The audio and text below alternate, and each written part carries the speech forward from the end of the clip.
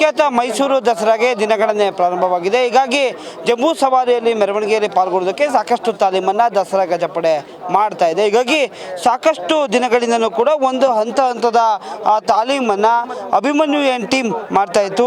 ಹೀಗಾಗಿ ಅದರ ಮುಂದುವರೆದ ಭಾಗವಾಗಿ ಇವತ್ತು ಮರದ ಹೌದವನ್ನು ಅಂದರೆ ಅಂಬಾರಿಯನ್ನು ಹೊರುವಂತಹ ತಾಲೀಮನ್ನು ಇಂದಿನಿಂದ ಪ್ರಾರಂಭ ಮಾಡಿರ್ತಕ್ಕಂಥದ್ದು.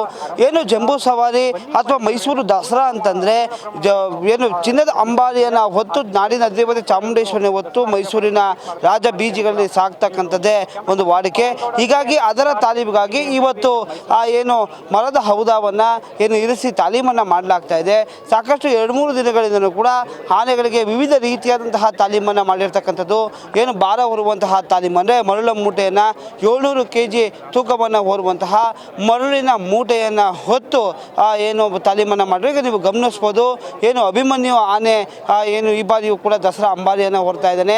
ಇದೇ ಜಾಗದಲ್ಲಿ ಇದೇ ಕ್ರೈನ್ನಲ್ಲೇ ಈ ಜಾಗದಲ್ಲೇ ಚಿನ್ನದ ಅಂಬಾರಿಯನ್ನು ಕೂಡ ವಿಜಯದಶಮಿ ಮೆರವಣಿಗೆಯಲ್ಲಿ ಹೊರಿಸಲಾಗುತ್ತೆ.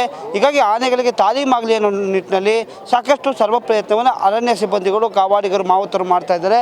ಹಾಗೂ ನೀವು ಗಮನಿಸ್ಬೋದು, ಏನು ಈ ಬಾರಿ ಅರಣ್ಯ ಅಧಿಕಾರಿ ಆಗಿರುವಂತಹ ಪ್ರಭುಗೌಡ ಅವರು ಹಾಗೂ ಏನು ಹಿರಿಯ ಮಾವುತ ಆಗಿರುವಂತಹ ಅಕ್ರಮ್ ಅವರ ಮಾರ್ಗದರ್ಶನದಲ್ಲಿ ಈ ಒಂದು ಏನು ಅಂಬಾರಿಯನ್ನು ಕಟ್ಟುವಂತಹ ತಾಲೀಮು ನಡೀತಾ ಇದೆ. ಈ ಒಂದು ತಾಲೀಮಿನಲ್ಲಿ ಭಾಗವಹಿಸೋದಕ್ಕೆ ಇನ್ನು 13 ಆನೆಗಳು ಕೂಡ ಇರ್ತಕ್ಕಂಥದ್ದು. ಲಕ್ಷ್ಮಿ, ವರಲಕ್ಷ್ಮಿ, ಏಕಲವ್ಯ ಹಾಗೂ ಏನು ಹಿರಣ್ಯ, ಭೀಮ ಸೇರಿದಂತೆ ಹಲವಾರು ಆನೆಗಳು ಕೂಡ ಈಗಾಗಲೇ ಸರ್ತಿ ಸಾಲಿನಲ್ಲಿ ನಿಲ್ಲಿಸಿರ್ತಕ್ಕಂಥದ್ದು. ಹೀಗಾಗಿ ಒಂದೊಂದು ಹಂತದಲ್ಲೂ ಕೂಡ ತಾಲೀಮನ್ನು ಮಾಡಲಾಗ್ತಾ ಇದೆ.